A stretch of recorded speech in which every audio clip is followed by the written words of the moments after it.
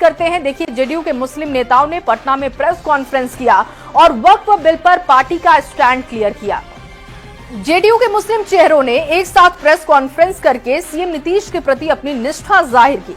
JDU प्रवक्ता ने बताया कि जेडीयू ने जेपीसी के 5 सुझाव जो उन्होंने दिए थे वो मान भी लिए गए और सभी सुझाव मान लेने के बाद जेडीयू ने वक्फ संशोधन विधेयक का समर्थन किया है।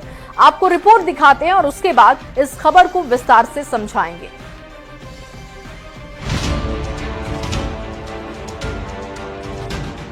पटना के जेडीयू दफ्तर में हुई प्रेस कॉन्फ्रेंस की इन तस्वीरों को देखिए। ये हैं अंजुम आरा। अंजुम आरा जेडीयू की प्रवक्ता हैं। इनके दाहिनी ओर पूर्व सांसद अहमद अशफाक करीम हैं। उनके बगल में पूर्व सांसद कहकशां परवीन हैं। अंजुम आरा की बाईं तरफ जेडीयू अल्पसंख्यक प्रकोष्ठ के अध्यक्ष अशरफ अंसारी हैं।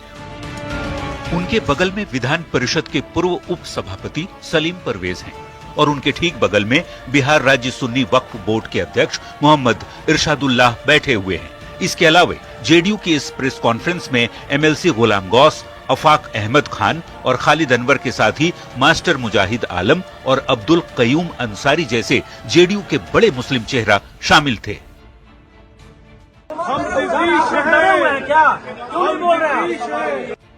जेडीयू के मुस्लिम चेहरों ने प्रेस कॉन्फ्रेंस कर ये साफ कर दिया कि नीतीश मुस्लिमों के हितैषी हैं और ये उनके साथ हैं। किसी ने भी कोई इस्तीफा नहीं दिया।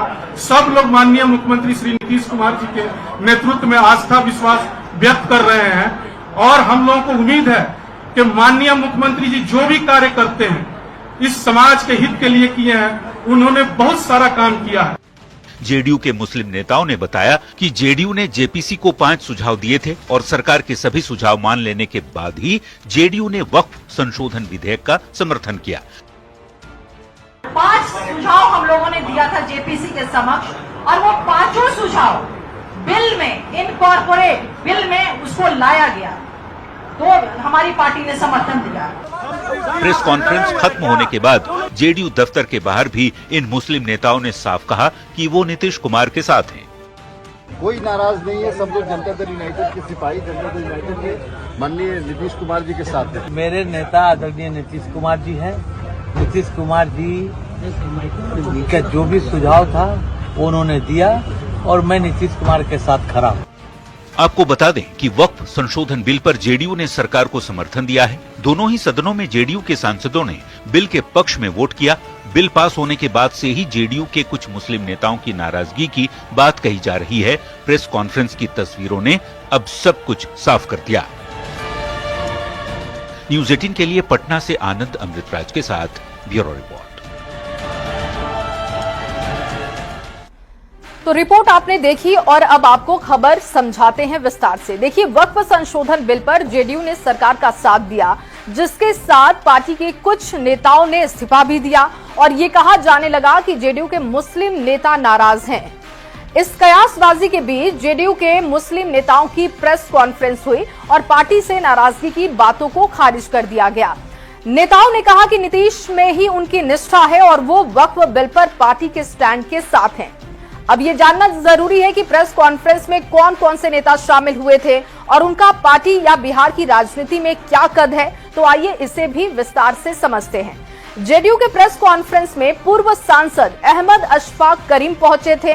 पूर्व सांसद कहकशां परवीन और इसके साथ ही विधान परिषद के पूर्व उप सभापति सलीम परवेज भी शामिल हुए थे।